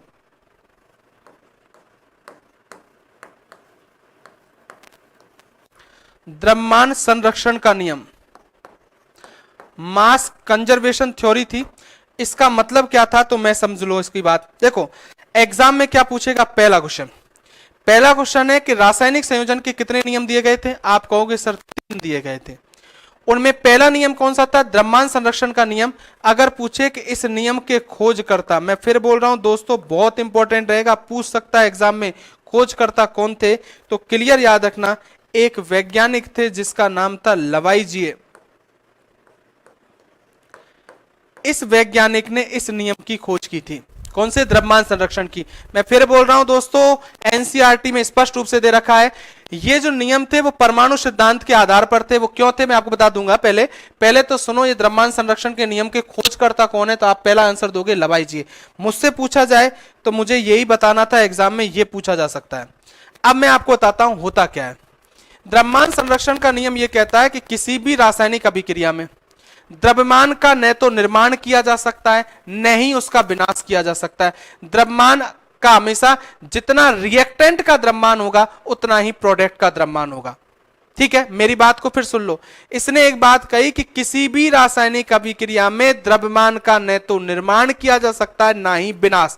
एग्जाम में ऐसे भी पूछ सकता है, आपसे पूछेगा कि किसी भी रासायनिक अभिक्रिया में द्रव्यमान का न तो निर्माण होता है और न ही विनाश होता है, ये कौन सा नियम है? तो आप बोलोगे द्रव्यमान संरक्षण का। समझाने के लिए मैं आपको समझाता हूं क्या मतलब है, मैं क्या कहना चाह रहा हूं। मैं इधर समझा देता हूं आपको। देखो सुनो, रासायनिक अभिक्रिया का मतलब क्या है। एक अभिक्रिया लिखता हूं मैं आपको, ये H2 है और ये मैंने लिया O2।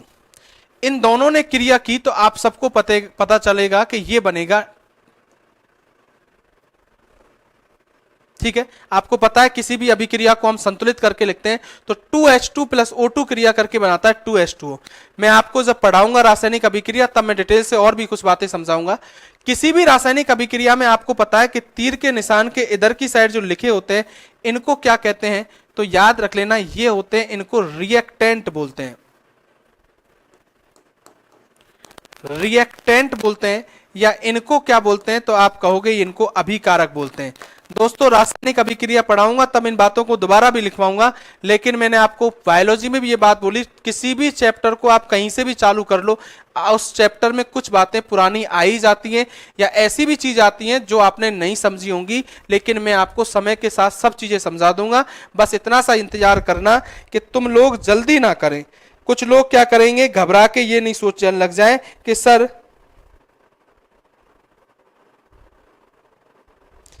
चार्ज और मास, रितेश कुमार मीना, तुमको कोई जरूरत नहीं है चार्ज और मास की। जब जरूरत पड़ेगी फिजिक्स में तब मैं आपको बता दूंगा। अभी आपको डायरेक्ट चार्ज और मास याद रखने। सर द्रव्यमान, न्यूट्रॉन का द्रव्यमान प्रोटॉन के द्रव्यमान के लगभग बराबर होता है। नरेश कुमार मीना बिल्कुल सही होता है, लेकिन एक लगभग में तो होता है, लेकिन एग्जैक्ट किसका द्रव्यमान ज्यादा होता है? न्यूट्रॉन का। बिल्कुल एसएससी का पूछा गया क्वेश्चन है, ध्यान रखना, है ना नरेश कुमार ने। ठीक है, ये नंबर अभी तक मेरे किसी के पास, जब तक बता दी अब तक नहीं पूछे, बताए गए किसी पे। ठीक है, अगली बात सुनो। तो रितेश कुमार मीना, चार्ज से आपका कोई लेना देना नहीं है। आवेश कैसे निकालते हैं जब मैं फिजिक्स पढ़ाऊंगा तब मैं आवेश बताऊंगा, किसी भी चीज का आवेश कैसे निकालते हैं। ठीक है, अगली बात सुनो। अगर रिएक्टेंट मैं बात करूं, तीर के निशान से होता है वो अभिकारक होता है, और जो तीर के निशान के बाद में बनता है वो क्या होता है? तो वो बनता है प्रोडक्ट। ये समझा रहा हूं, ये तो कोई आपको समझाने की बात नहीं थी, लेकिन तो भी समझा दूं। मैंने ये कहा कि किसी भी रासायनिक अभिक्रिया में द्रव्यमान का न तो निर्माण किया जा सकता है न ही विनाश। इसका मतलब क्या है? इसका मतलब समझो, कभी भी किसी रासायनिक अभिक्रिया के अंदर अगर हम द्रव्यमान को निकालना हो तो मैं एक बात बताता हूं। यहां पर एक दिमाग में बैठा लो कि जो हाइड्रोजन है इसका द्रव्यमान 1 होता है। अभी ये मत पूछना कि क्यों होता है, कैसे होता है, या इसका परमाणु भार 1 क्यों होता है। मैं आगे परमाणु भार निकालना सिखाऊंगा, जब समझा दूंगा। अभी तो ये नियम आए थे तो मैं इसको समझाने के लिए बता रहा हूं ना, आपको ये नियम यहां निकालने भी है। मैं जो बताऊंगा वो याद रखना। और एक बात ये बता दूं, यहां 2 चीजों का काम हुआ है। एक ऑक्सीजन होता है, उसका परमाणु भार कितना होता है? तो ऑक्सीजन का परमाणु भार होता है, जिन लोगों को पता होगा उसको पता होगा कि ऑक्सीजन का परमाणु भार 16 होता है। क्या होता है? 16। अब समझो मेरी बात। एक हाइड्रोजन का परमाणु भार कितना है? आप कहोगे सर 1 है। यहां हाइड्रोजन कितने? 2 और 2 4, तो ये लो 4 हो गया। प्लस एक ऑक्सीजन का परमाणु भार कितना है? आप कहोगे सर 16। दोनों का मिला के कितना होगा? तो आप कहोगे 32। क्लियर? इन दोनों को अगर जोड़ोगे तो इनका जोड़ कितना आया? इनका द्रव्यमान निकला है इधर वालों का 36। इधर आ जाओ, इधर भी देखो 2 दूनी 4 हाइड्रोजन है तो 4, प्लस ऑक्सीजन देखो 2 से गुणा भी हो रहा है तो 1 का 16 है, तो दोनों को मिला के 32। तो इन दोनों का जोड़ भी कितना आया? 36। इसका मतलब समझ के आ गया। जितना रासायनिक, किसी रासायनिक अभिक्रिया में जितना द्रव्यमान इधर की साइड था, रिएक्टेंट की साइड था, उतना ही द्रव्यमान उत्पाद की साइड है। इसका मतलब कोई भी रासायनिक अभिक्रिया लिख लोगे आप जितना रिएक्टेंट का द्रव्यमान होगा उतना ही प्रोडक्ट का होगा, क्योंकि आप दिमाग में बैठा ही लो वैसे भी, क्योंकि परमाणुओं की संख्या समान है दोनों साइड, तो द्रव्यमान भी क्या होंगे, समान। इसलिए मैंने ये कहा। अब ये बात समझने की है, तुमको कोई रटने जरने की जरूरत नहीं है इन बातों को, ये समझाने के लिए। और ये मत घबराना कि सर ऑक्सीजन का 16 कहां से आ गया, सब कुछ बताऊंगा। अभी तो आप इतना सा याद रखोगे, द्रव्यमान संरक्षण के नियम में किसने दिया, लवाइजिए ने। और मैंने क्या कहा, इतना याद रखोगे, किसी भी रासायनिक अभिक्रिया में, किसी भी रासायनिक अभिक्रिया में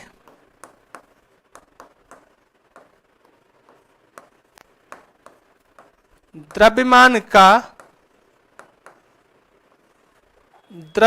का न तो निर्माण किया जा सकता है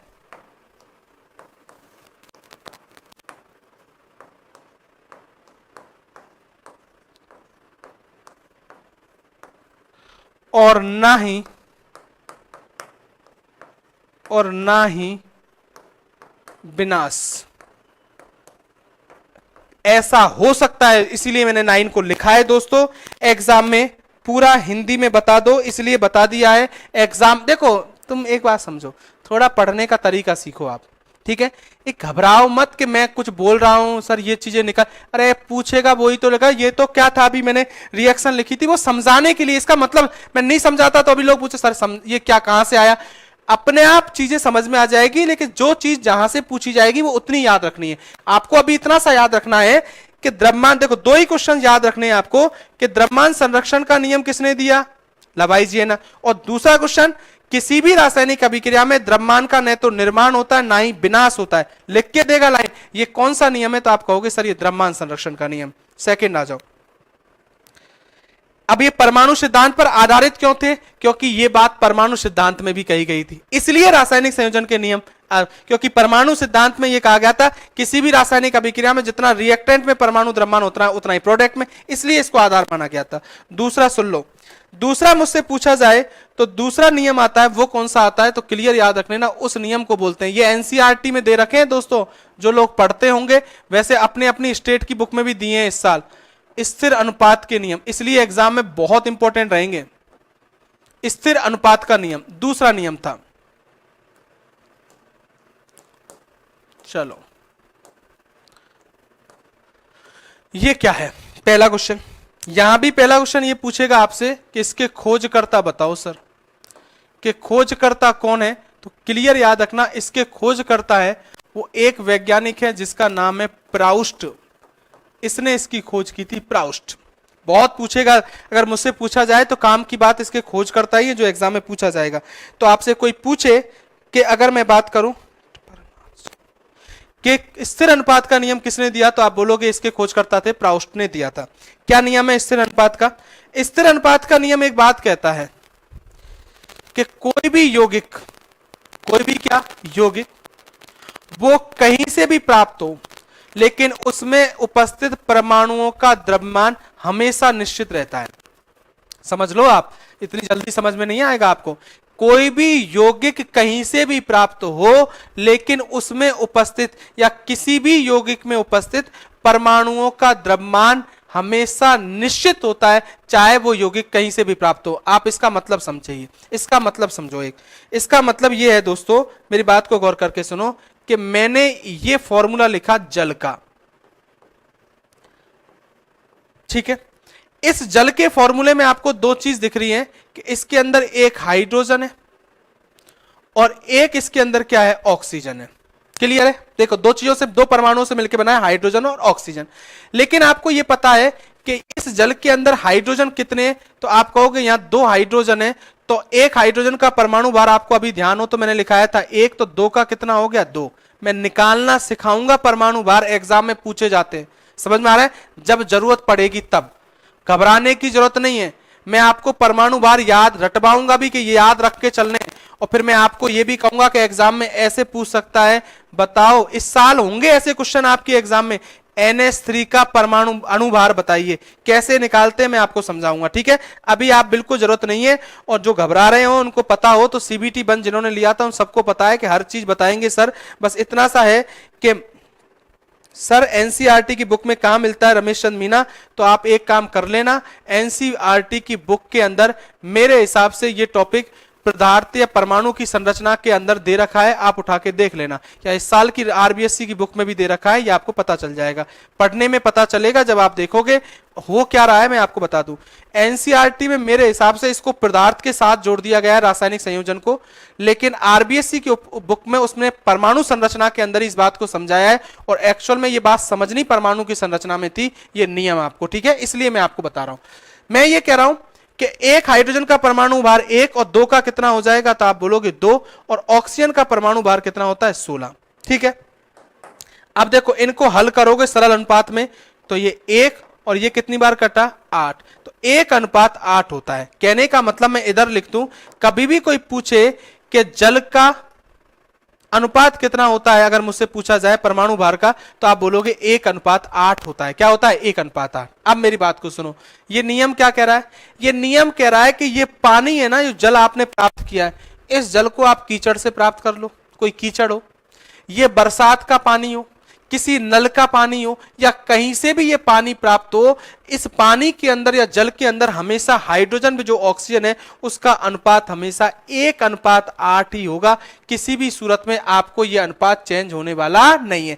कहने का मतलब किसी भी यौगिक के अंदर, यौगिक का मतलब समझ लो कोई भी हो, जैसे मैंने अभी लिखा था ये अमोनिया है, ठीक है। समझने के लिए बता दूं, यहां पर नाइट्रोजन का परमाणु भार कितना होता है 14, एक हाइड्रोजन का आपको पता है एक, यहां 3 हाइड्रोजन है तो 3, यहां इनका अनुपात हो गया 14:3, परमाणु भार का अनुपात हो गया 14:3।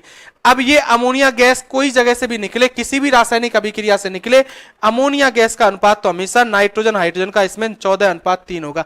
तो इसका मतलब क्या है, आपको अब घबराना नहीं है दोस्तों, समझना ज्यादा है। मैं बार बार कह रहा हूं, आप क्या करते हो, आप जब चीजें समझाई जाती है तो आपके दिमाग में एक ऐसा भूत सा बैठ जाता है किसी चीज को पढ़ाने के लिए कि अरे सर ये याद कैसे रहेगा। मैं कह कब रहा हूं तुम याद करो, मैं तो तुमसे ये कह रहा हूं, देखो सुनो, तुम तो इतना सा याद रखोगे कि द्रव्यमान संरक्षण का नियम किसने दिया, लबाई जी, इसको रट नहीं सकते। ये नियम तो आपको चलते फिरते भी, आपको कभी भी ऐसा आ जाए कि द्रव्यमान का न तो निर्माण न विनाश ऐसा शब्द दिख जाए तो ही समझ लेना ये द्रव्यमान संरक्षण का नियम है। स्थिर अनुपात का नियम किसने दिया, आप कहोगे प्राउस्ट। और क्या नियम है, तो यह नियम यह है, किसी भी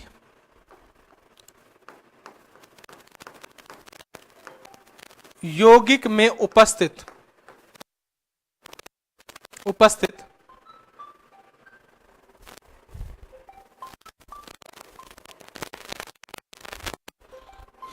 एक सेकंड रुको दोस्तों,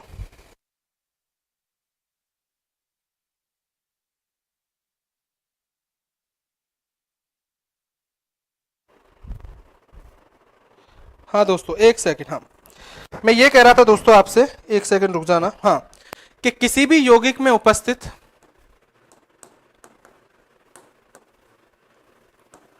परमाणुओं का द्रव्यमान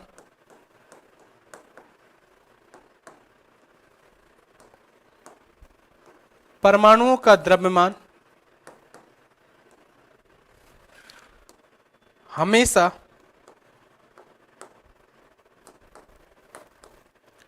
निश्चित रहता है। मैं वो बात कर रहा हूं जो आप नहीं पढ़ते हो, और वो भी बातें जो एग्जाम में आती हैं। गए वो जमाने, इलेक्ट्रॉन प्रोटॉन न्यूट्रॉन की खोज करता बहुत पूछ लिए दोस्तों, इसलिए पेपर नहीं होता है, तुमको इन बातों पर ध्यान ही नहीं देते जो आपकी बुक में दे रखी है। मैं फिर बोल रहा हूं, इसका किसी भी यौगिक में परमाणुओं का द्रव्यमान हमेशा निश्चित रहता है, चाहे उस यौगिक को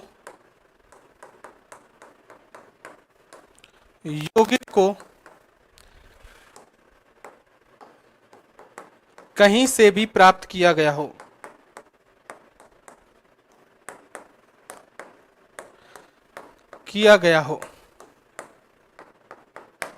क्लियर है दोस्तों, विवाद दिमाग में रख लेना, इस तरीके के आपसे क्वेश्चन पूछे जाएंगे और आपको पता होना चाहिए। तो आपको मैं मेरी बोल रहा हूं, आप तो सिंपल सब दिमाग में बैठा हो, क्या है इसका नियम? किसी यौगिक में परमाणुओं का द्रव्यमान निश्चित रहता है, चाहे उस यौगिक को आप कहीं से भी प्राप्त हो। ये नियम किसका है? तो आप बोलोगे स्थिर अनुपात का नियम। ठीक है, अगला अगर मैं बात करूं तो तीसरा नियम, ये वो नियम है जो आपकी बुक के अंदर नहीं है, 9th-10th की बुक के अंदर, वो 11th क्लास की बुक के अंदर है, लेकिन आपने 2 नियम पढ़े हैं, तो एक नियम और भी बैठा लेना, क्योंकि आपकी एग्जाम में जरूर आ सकता है। तीसरा नियम और भी होता है, एक होता है गुणित अनुपात का नियम। आपको केवल वैज्ञानिक का नाम याद रखना है यहां पर, और यह नियम किस वैज्ञानिक ने दिया, तो क्लियर याद रखना, इस नियम की जो खोज की थी उस वैज्ञानिक का नाम समझ लेना, या मैं सिंपल भाषा में लिख दूं उस वैज्ञानिक का नाम क्या है, तो इसकी खोज जिस वैज्ञानिक ने की उसका नाम डाल्टन ही था। क्या नाम था? डाल्टन। गुणित अनुपात, गुणित अनुपात का मतलब है कि एक परमाणु से बनने वाले यौगिक, ठीक है, अगर एक परमाणु से बनने वाले यौगिक गुणित रूप में होते हैं तो उनका द्रव्यमान भी गुणित रूप में होता है। कैसे? मैं बता दूं, ये कार्बन है, एक CO2 बन गया, एक CO3 बन गया। अगर मुझसे पूछा जाए तो एक, अगर मैं बात करूं, देखो एक बात सुनो, हमेशा कार्बन से बनने वाले यौगिक हमेशा गुणित रूप में होंगे। किस रूप में होंगे? जैसे अगर मुझसे पूछा जाए 2 बन गया, फिर क्या आ गया? 3 आ गया, और अगर होता तो क्या बन सकता था? जो आगे बनता, तो लेकिन यहां बनेगा ही नहीं तो जरूरत नहीं पड़ेगी। अगर मुझसे पूछा जाए जैसे SO2 होता है लेकिन एक क्या होता है? SO3। तो हमेशा याद रखना, किसी कंपाउंड से बनने वाले यौगिक होते हैं वो गुणित रूप में होते हैं। कहने का मतलब 2, 3, 4 ऐसे आगे रूप में, बढ़ते हुए रूप में हो सकते हैं उससे बनने वाले कंपाउंड। लेकिन मैं फिर बोल रहा हूं, ये नियम आपको ज्यादा याद नहीं रखना, आपको इतना सा याद रखना है, कोई एग्जाम में पूछा जाए कि किसने दिया, तो आप बोलोगे डाल्टन नामक वैज्ञानिक ने दिया। ठीक है, तो ये बात आपको पता होना चाहिए। अब मैं आपको बता रहा हूं, कुछ याद मत करो, ये 2 नियम आपकी बुक में दे रखे हैं, आपको फिर बोल रहा हूं नियम भी याद नहीं रहे ना, तो आप तो मेरे कहने पर ये याद रख लेना कि द्रव्यमान संरक्षण का नियम किसने दिया? आप कहोगे सब लवाइजिए ने। आपसे पूछे स्थिर अनुपात का नियम किसने दिया था? प्राउस्ट में। और अगर पूछे कि गुणित अनुपात का नियम किसने दिया था? डाल्टन ने। और आपको नहीं हो तो अपनी बुक को उठा के देख लेना, एनसीईआरटी में आपको पता चल जाएगा, इस तरीके से क्वेश्चन दे रखे हैं। ठीक है ना, अगली बात सुनो। इसके बाद अब दोबारा आप थोड़े टॉपिक पे आइए। दोबारा हम टॉपिक में क्या पढ़ रहे थे कि मैंने किसी परमाणु को आपसे पढ़ाया, और परमाणु में मैंने कहा कि 3 तरह के कण होते हैं, इलेक्ट्रॉन होता है, प्रोटॉन होता है, और एक कण मैंने कहा न्यूट्रॉन। अब बात आती है कि ये 3 कण तो होते तो हैं परमाणु में, अब मुझे ये बताइए कि ये 3 कण परमाणु में व्यवस्थित कैसे होते हैं? तो इनकी व्यवस्था बताने के लिए क्या दिए गए थे? तो इनकी व्यवस्था बताने के लिए परमाणु मॉडल दिए गए थे। मैंने स्टार्ट करने से पहले, केमिस्ट्री स्टार्ट करने से पहले मैंने एक बात बोली थी दोस्तों, और आप वही गलती कर रहे हो, याद कम करना है, समझना ज्यादा है। अगर समझोगे ज्यादा तो आप अपने आप एग्जाम में क्वेश्चन कर दोगे, आपको समझ में आ जाएगा क्या पूछा जाता है। लेकिन तुम अगर डायरेक्ट रटने लग जाओगे तो तुमको चीजें समझ में नहीं आएगी, ये ध्यान रख लो। अब ये नहीं होता कि मैं हर लाइन बोल रहा हूं ना, वो हर लाइन एग्जाम में पूछी जाएगी वो मेरा काम है आपको बताना कि कौन सी लाइन एग्जाम में पूछी जाती है। आपको समझाने के लिए मैं बताता हूं। हाँ, जो मैं ये कहता हूं कि मैं आगे समझाऊंगा उसको मैं समझाऊंगा, आपको घबराने की जरूरत नहीं है कि मैंने H2O के परमाणु भार कैसे निकाले, क्या मैं निकालना ही समझाऊंगा, घबराते क्यों हो तुम? अभी तो मुझे जिस जगह जरूरत थी अब उस जगह मुझे बताने के लिए समझा दिया आपको, अभी आप जितनी याद रखो। परमाणु मॉडल की बात ये थी कि परमाणु मॉडल देने का मतलब यह है कि किसी परमाणु के अंदर ये इलेक्ट्रॉन, प्रोटॉन और न्यूट्रॉन किस प्रकार से व्यवस्थित होते हैं, इसको बताने के लिए परमाणु मॉडल दिए गए। और इन मॉडलों में 3 वैज्ञानिक थे, जिनमें सबसे पहले वैज्ञानिक था वो कौन सा था? उसका नाम था थॉमसन। तो पहला मॉडल जिस वैज्ञानिक ने दिया उसका नाम क्या था? थॉमसन। पहला क्वेश्चन, ठीक है, सबसे पहला थॉमसन के मॉडल में क्या पूछ सकता है? थॉमसन के मॉडल के बारे में आपसे पूछ सकता है पहला क्वेश्चन कि इसने परमाणु का कैसा दिया?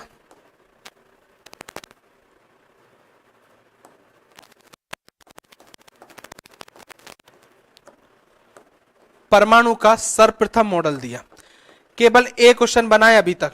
आपसे एग्जाम में पूछा जाए कि परमाणु का सर्वप्रथम मॉडल किस वैज्ञानिक ने दिया, तो आप बोलोगे थॉमसन ने। ठीक है, पहला क्वेश्चन। देखो आप सबको पता भी है वैसे, 3 वैज्ञानिकों ने परमाणु मॉडल दिए थे, एक थॉमसन है, इसके बाद एक आएगा रदरफोर्ड और एक वैज्ञानिक और आएगा जिसका नाम है नील्स बोर। क्या नाम आएगा? Niels Bohr. लेकिन काम की बात क्या है, सबसे पहला क्वेश्चन तो बनेगा ये कि इनमें से कौन सा वैज्ञानिक है जिसने परमाणु मॉडल दिया या नहीं, तो 3 वैज्ञानिकों ने दिए। दूसरा क्वेश्चन आपसे पूछे कि सर्वप्रथम मॉडल किसने दिया, आप बोलोगे थॉमसन ने। अगला बार अगर इस थॉमसन की बात करूं तो एग्जाम में ये मॉडल भी पूछा जा सकता है, क्या था मॉडल, तो थॉमसन ने एक बात कही थी कि किसी भी परमाणु के अंदर इलेक्ट्रॉन इस प्रकार धसे रहते हैं जिस प्रकार किसी तरबूज में बीज धसे रहते हैं। क्या मतलब है, उसने ये कहा था कि ये परमाणु है। इसने कहा था कि परमाणु, थोड़ी लाइन को मैं थोड़ा बढ़ाता हूं, लाइन ऐसे कहा उसने कि परमाणु धनावेशित होता है। परमाणु कैसा होता है? संपूर्ण परमाणु धनावेशित होता है और उसमें इलेक्ट्रॉन इस प्रकार धसे रहते हैं जिस प्रकार किसी तरबूज में बीज धसे होते हैं। कहने का मतलब ये कोई परमाणु है जो पूरा धनावेशित है और उसके अंदर क्या होते हैं, इस तरीके से ये, या दूसरे पेन से ले लूं, इस तरीके से ये इलेक्ट्रॉन उसके अंदर धसे होते हैं। कहने का मतलब जैसे आपने तरबूज देखा होगा कि तरबूज को जब काटते हो अंदर से वो लाल लाल रहता है, तो उसने कहा था ये तो उस परमाणु का धनावेशित भाग है, और उसके अंदर जो काले काले बीज हैं उनको इलेक्ट्रॉन कहा था। ये बात किसने कही थी? थॉमसन ने कही थी। लेकिन आपको पता भी होगा या नहीं पता तो मैं बताता हूं, यह बात बिल्कुल गलत थी कि परमाणु संपूर्ण रूप से धनावेशित नहीं होता। इस बात को आगे रदरफोर्ड ने समझाया। लेकिन आपको यह याद रखना पड़ेगा कि उसका मॉडल क्या था। तो आपको यह याद रखना है कि उसने यह कहा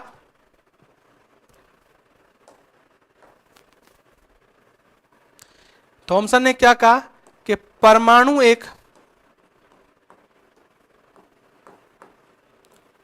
एक धनावेशित गोला है।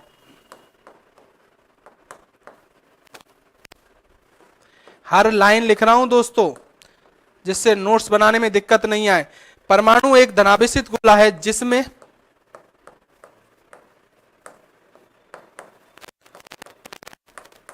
इलेक्ट्रॉन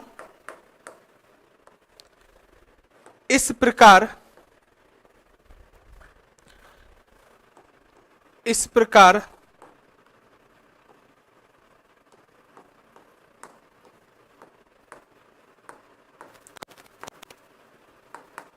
धसे रहते हैं जिस प्रकार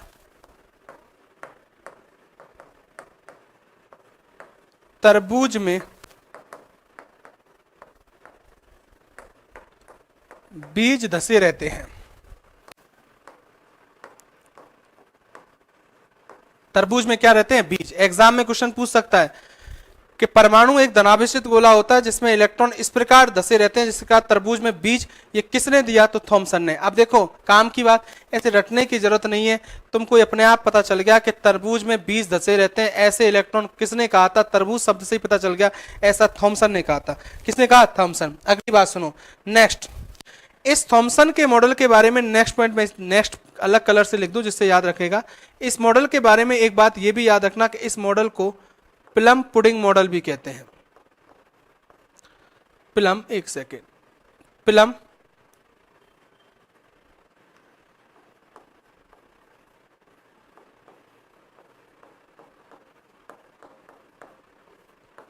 पुडिंग मॉडल। कभी यह भी पूछा जाए कि किस मॉडल को प्लम पुडिंग मॉडल कहते हैं, तो भी आप बोलोगे थॉमसन। आप क्यों बोलोगे इसका?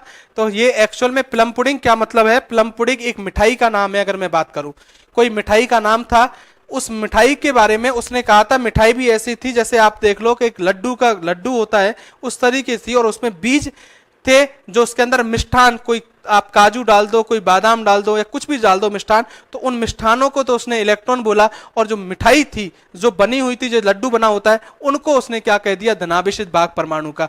तो इस तरीके से आप याद रख लो, कोई एग्जाम में ये पूछे कि प्लम पुडिंग मॉडल भी किसे कहा, अगर मुझसे पूछा जाए तो आप पूछेगा तो आप हमेशा याद रखना ये मॉडल जिस वैज्ञानिक ने दिया उसका नाम क्या था?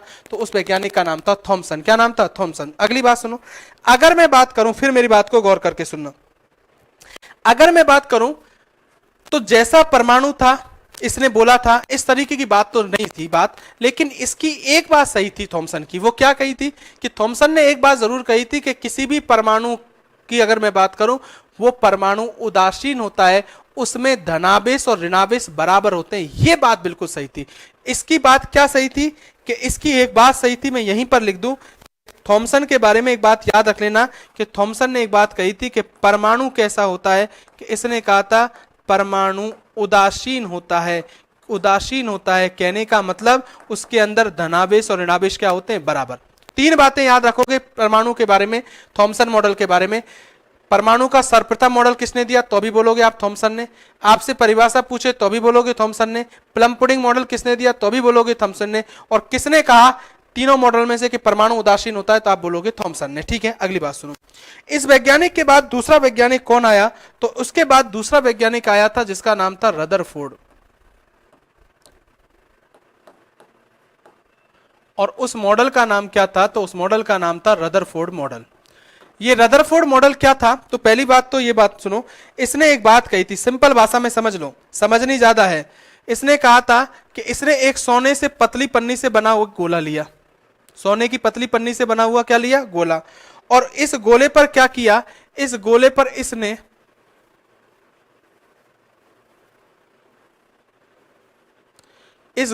इसने एल्फा कणों की बौछार की। कौन से कणों की, एल्फा कणों की। वो एल्फा कण क्या थे, एग्जाम में बहुत बार पूछता है, तो वो एल्फा कण था हीलियम का द्विआवेशित आयन He+2। कुछ लोगों को कंफ्यूज हो जाएगा, सर He पर +2 हो ही नहीं सकता, लेकिन ये विपरीत परिस्थिति में हुआ है हीलियम का द्विआवेशित आयन, ये समझ लेना आप, बहुत विपरीत परिसर में।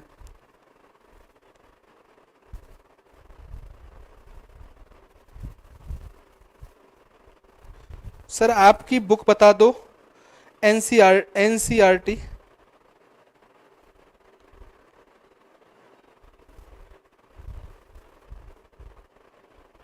सर बुक कहाँ मिलेगी एनसीईआरटी, देखो एनसीईआरटी बुक के बारे में बता दूं आपको। एनसीईआरटी बुक जो लोग पढ़ रहे होंगे, एनसीईआरटी आप लोगों को बहुत पढ़ना जरूरी है, रेलवे वालों को मैं बार बार कह रहा हूँ। एनसीईआरटी एक काम करो, आप ऐप में डाउनलोड करो, प्ले स्टोर से डाउनलोड कर लो, आपको एनसीईआरटी बुक भी मिल जाएगी। आप प्ले स्टोर पे ढूंढो, आपको मिल जाएगी अपने आप तरीके से। अगर मुझसे पूछा जाए तो आप ढूंढोगे तो आपको ऐप मिल जाएगा, एक ऐप के अंदर एनसीईआरटी की बुक दे रखी है। अगर मुझसे 6 से लेके 10 तक की बुक, तो आपको अपने आप उस ऐप के अंदर दिख जाएगा, खरीदने की जरूरत नहीं है, आप ऐप से भी देख सकते हो बुक को। 90% आपको जरूरत ही नहीं पड़ेगी बुक की, मैं सब कुछ आपको बोर्ड पर ही लिखवा दूंगा, बस आप थोड़ा सा धैर्य रखिए, मेरी बात को सुनो। टॉपिक पूरा नहीं हुआ है, टॉपिक पूरा होगा उससे पहले आपको हर चीज आपकी उंगलियों पे याद रह जाएगी। हाँ इतना तो समझ लो कि दोस्त, जो चीज समझनी होती है वो समझनी होती है। मेरे पास कोई ऐसी भभूति नहीं है, या मैं कहता हूं हमेशा कि आप पर छिड़क दी जाए और आपको एक बार में चीज याद हो जाए। जिन लोगों को बिल्कुल नॉलेज नहीं है, जो लोग बिल्कुल पढ़े नहीं होते, तो उनको बड़ी दिक्कत आती है। लेकिन तो भी मैं कह रहा हूं, मैं 0 लेवल से पढ़ा रहा हूं आपको, और हाई लेवल तक पहुंचाने की कोशिश करूंगा। बस आप बशर्ते आप कभी किसी चीज को समझाए तो ऐसे घबराना नहीं होता है, केमिस्ट्री के अंदर समझाना ज्यादा होता है।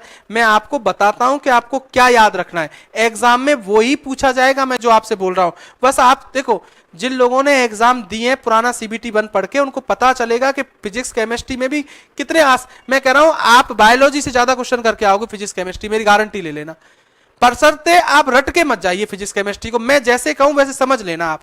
और ये काम मेरा है, मैं सब समझा दूंगा, आप क्यों टेंशन करते हो, आप ऐसे घबराए। मैं क्या कह रहा हूं,